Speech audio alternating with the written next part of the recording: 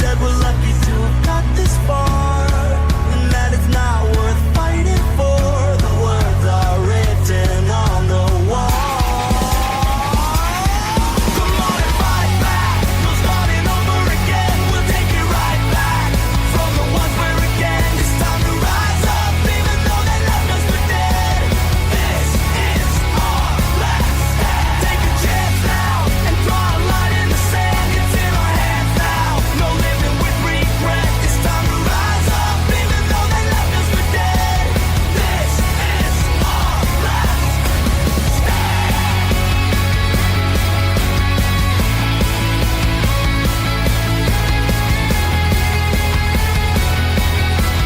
This is our last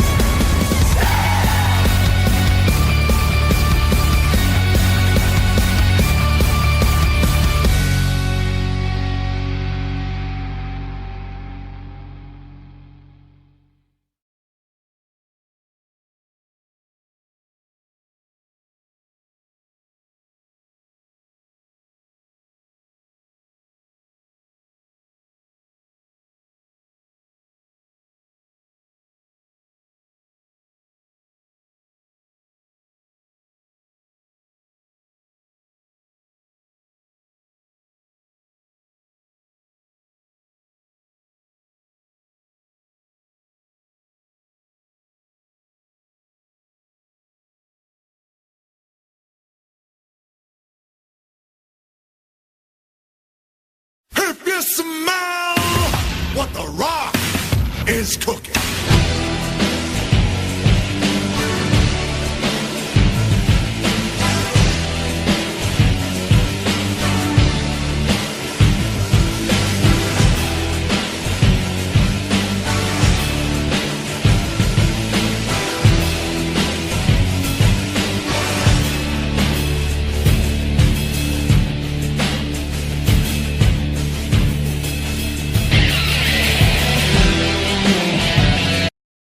I hear voices in my head, they counsel me, they understand, they talk to me.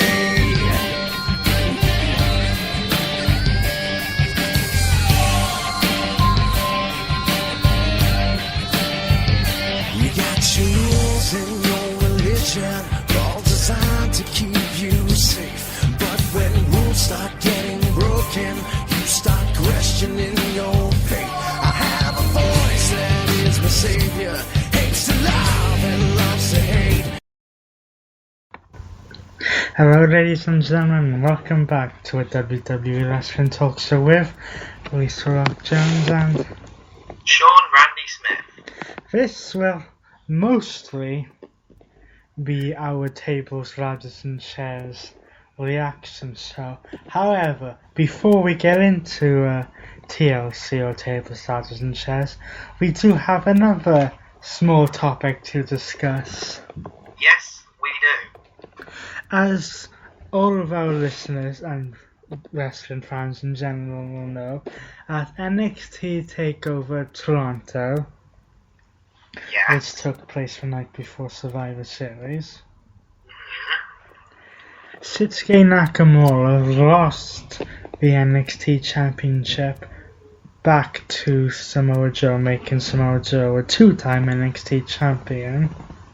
Yeah.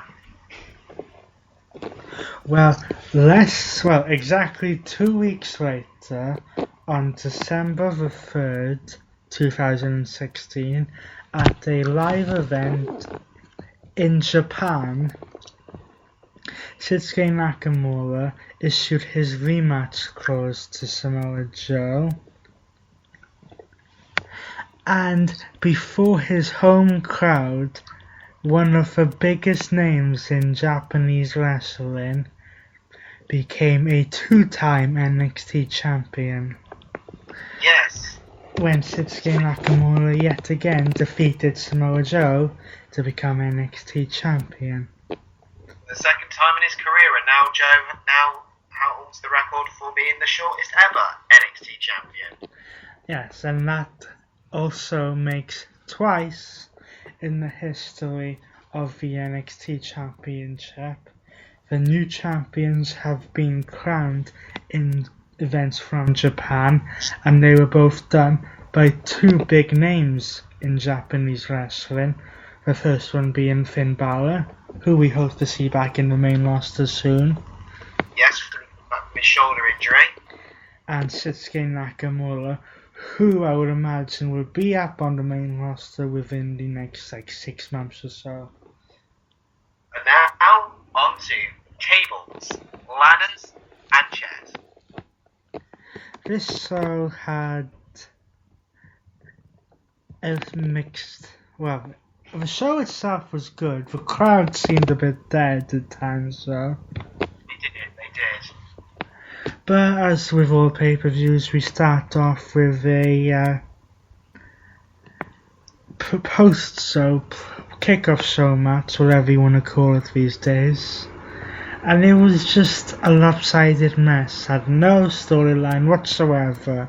They just put a big lump of superstars together and said, here you go, here's a match. It was a 10-person or 10-man tag team match featuring the Hype Bros in Mojo Rawley and Zack Ryder teaming up with American Alpha in Chad Gable and Jason Jordan, otherwise known as the world's greatest tag team 2.0, American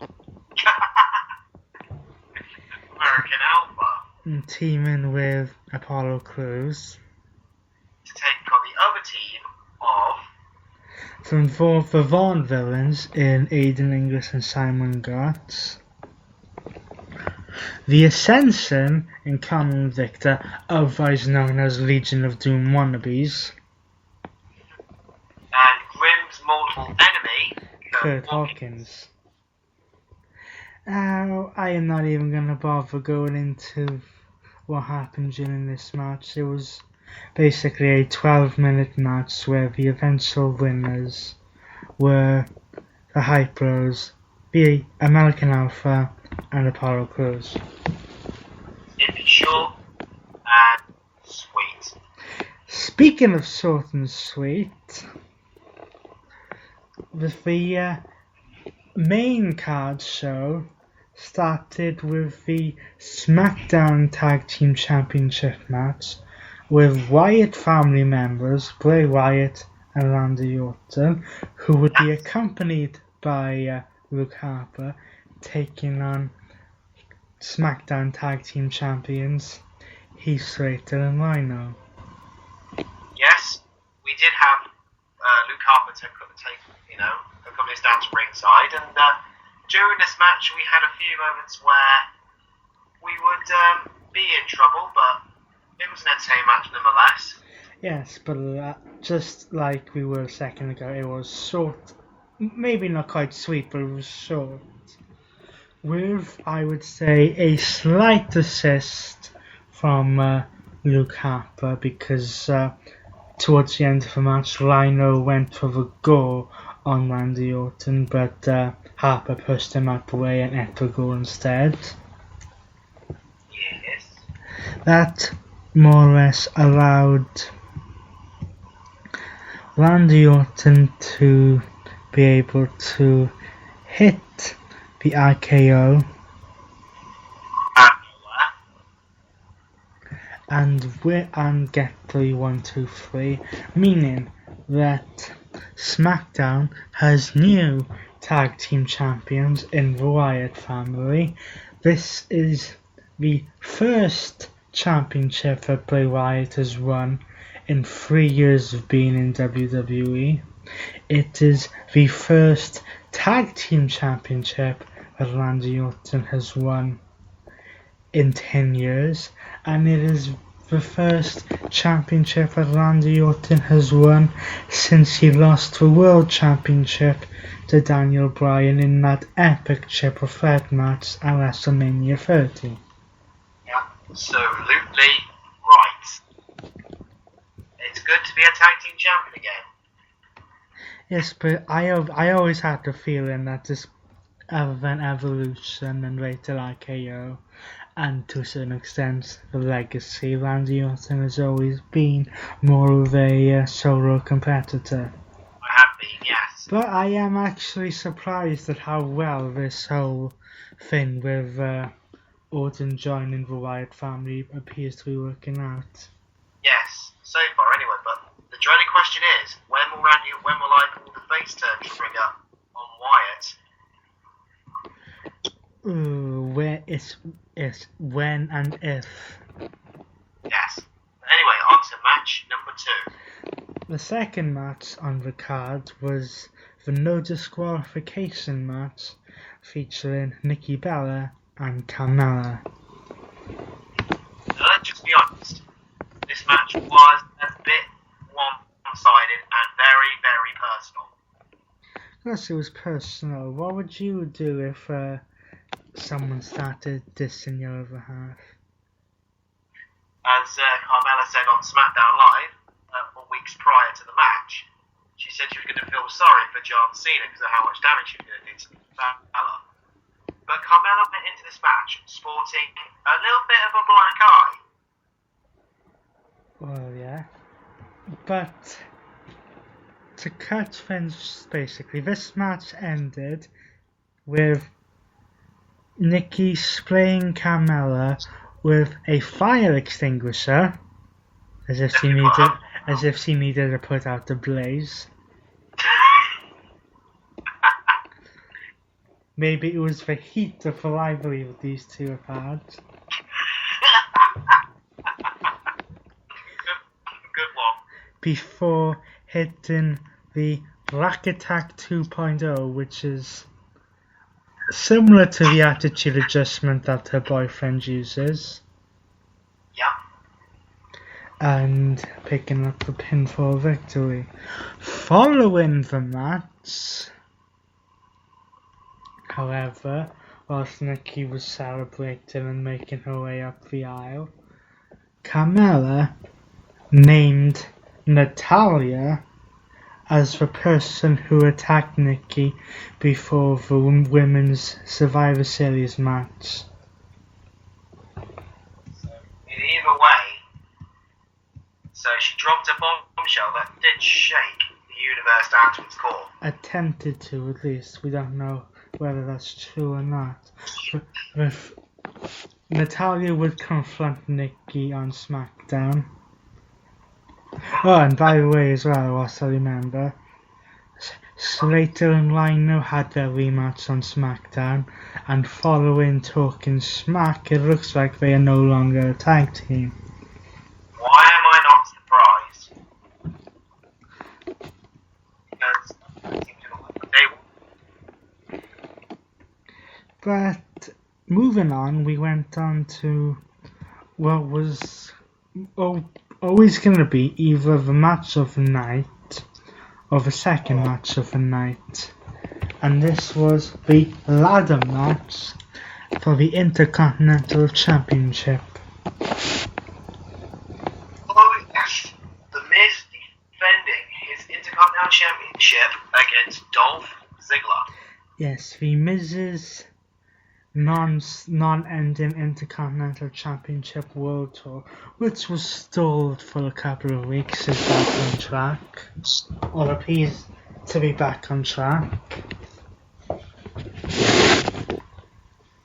And we went into this match knowing that it was going to be good, but not quite knowing what we were going to see. But in typical ladder match fashion, this match had brutal spot after brutal spot after brutal spot after brutal spot.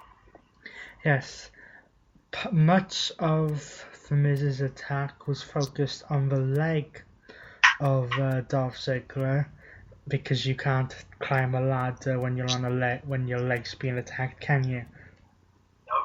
He went as far as using the figure 4 leg lock on the leg whilst he was in the ladder as well. He even used some of Daniel Bryan's kicks. We had a slingshot powerbomb onto a ladder which was wedged in the corner. Was. The match, however, ended with both men up on ladders, Ziggler tried to get the championship and become the new and 6th-time Intercontinental Champion. However, 2 shots down under, otherwise known as 2 low blows, did not allow that to happen because of that, the winner of that match and still the Intercontinental Champion is The Miz. And unfortunately you can't say that Maurice played much of a deciding factor in this match. Well, she didn't really, did she? She didn't. Such.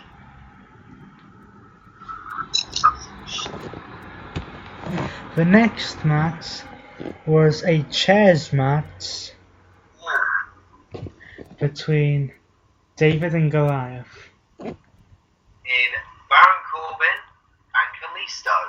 or in some people's ways, Rey Mysterio. Mysterio 2.0.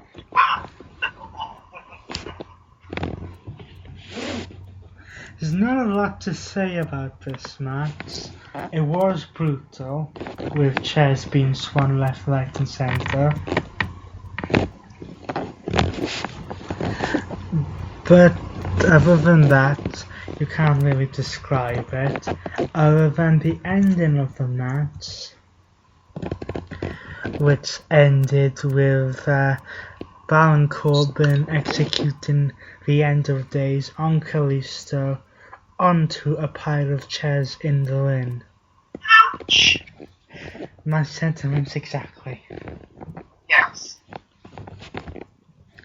The next match on the card was the tables match for the SmackDown Women's Championship, when Harley Blinn Twist. Harley Quinn 2.0, otherwise known as Alexa Bliss, Challenged. the Celtic Irish sensation and defending SmackDown Women's Champion Becky Lynch. It's not as you would expect for a tables match. It was pretty basic. One particular spot. Yes, I describe this match. This match, particularly the ending of this match, in a similar kind of fashion which happened at Tables, Ladders and Chairs a few years ago when Sheamus defeated John Cena in a tables match to win the WWE Championship. And Cena doesn't have himself off the top rope to put himself through a table. Yes, and in a similar spot to that, Alexa Bliss was pushed off the apron. By Alexa. Alexa was pushed off the table by Becky, not herself. Yeah. However, rather than going through a table herself, she was able to get into a powerbomb position and powerbomb Becky Lynch through the table. So, after attempting to become SmackDown Women's Champion for the better part of 3 months now, Alexa Bliss has done it. Alexa Bliss is the new SmackDown Women's Champion. What was controversial about that match was where Becky Lynch had a phone in her face and asked her how she felt about losing her title. And let's just say she wasn't really in the talking mood. Well, we'll see what happens when the rematch comes, which is likely to happen to Royal Rumble, Yes. More than likely Royal Rumble is definitely right. or possibly on SmackDown. But that brings us to our main event of the evening. We had our tables match. We had our ladders match. Now We we had- had our chairs. We had our chairs match. Now it's time to combine the three together in a tables, ladders and chairs match for the WWE World Championship, when AJ Styles defended the championship against the Lunatic Friends, Dean Ambrose. Now this is what you expect from TLC. Complete and utter carnage mixed in with a little bit of slicing of brutal spots. Yes, what do we say? It's a chaos brutal. There were spots such as Dean Ambrose setting up a ladder on one of the broadcast tables and attempting to dive off another ladder through the table. Let's just say, Styles attempted a 450 splash as well outside of the ring. However, but I think part of the entertainment of this match was a little that could have gotten into a worse wardrobe malfunction by AJ Styles. yes, his tights kind of split during the match. And a split down the leg is fine, but this split didn't just happen in any place. It happened practically in his ass. Yes. Thankfully, it didn't go into anything worse. Otherwise, we would have had a repeat of Enzo Amore. This is a SmackDown, so we can't mention Raw. True. But after a hectic and chaotic match, there is one person that proved to be the difference maker, and that is James Ellsworth. Where do we begin with this? Ellsworth made his first appearance in the match in what we believed was L's attempt to distract Styles and help Dean win the match. However, Styles would then attack Ellsworth, but then Ambrose would perform dirty deeds onto a set of steel steps, within itself is out. And just as it looked like, Dean Ambrose was gonna climb the ladder and become a two-time WWE World Champion. James Ellsworth pushed the ladders over, sending Ambrose over top rope through a pile of tables. Yes, and that caused AJ Styles, or gave AJ Styles enough time to climb the ladder and retrieve the WWE World Championship.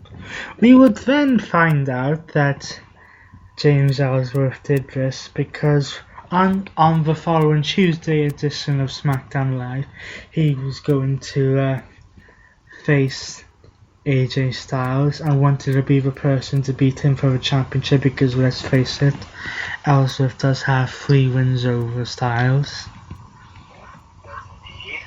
But conveniently enough, AJ Styles had an injured ankle and was unable to defend the championship on SmackDown. So in a segment between Styles and Ellsworth, who do we see appear? Dean Ambrose. In Only which to give James Ellsworth a dirty deed in the middle of the ring.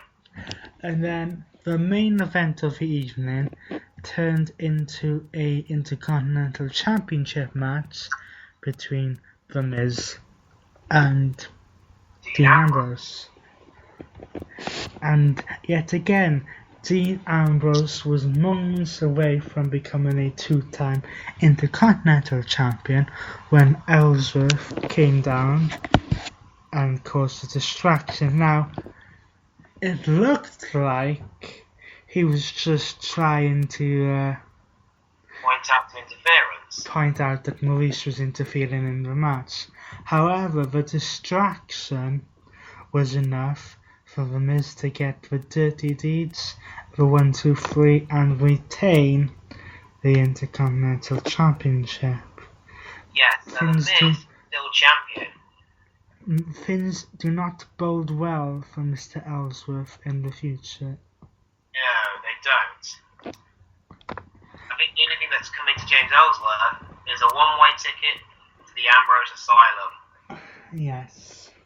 Unless by some miracle he actually manages to win the World Championship. I don't think even Vince McMahon is that stupid at the moment.